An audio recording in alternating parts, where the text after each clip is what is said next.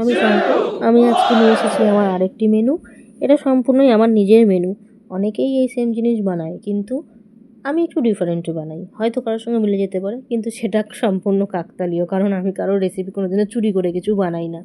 যাই হোক, আমি আজকে বানাচ্ছি মুরগ বিরিয়ানি বা মুরগ পোলাও, বা বাংলায় বলতে গেলে মোরগ পোলাও বলতে পারে। যাই হোক, যার যেটা ভালো লাগে সে সেটাই বলবে। একটু বাংলাদেশি স্টাইলে, কিন্তু আমি একটু হেলদি বানানোর চেষ্টা করেছি, কারণ আজকে ভেবেছিলাম একটু ছেলেকেও খাওয়াবো।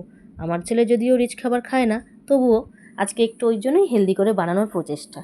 যাই হোক, এই মুরগ বিরিয়ানি বা মোরগ পোলাও বানানোর জন্য আমি কড়াইতে সাদা তেল বা রিফাইন তেল যাই বলুন সেটা গরম করে নিয়ে ওর মধ্যে সব রকম গোটা গরম মশলা দিয়ে নিয়েছি, এবং জায়ফল জয়িত্রী যা যা দিয়েছি সম্পূর্ণ সব কিছুই গোটা। কোনো কিছু আজকে বাটাবাটি বা ঘষাঘষির রান্না আমি করিনি, সব গোটা মশলায় রান্না। যা যা আছে আপনারা দেখে নেবেন।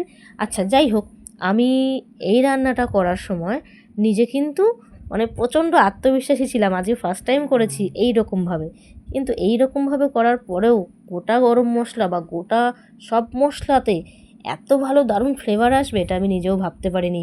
যদি কেউ রেসিপি চান অবশ্যই দিয়ে দেবো।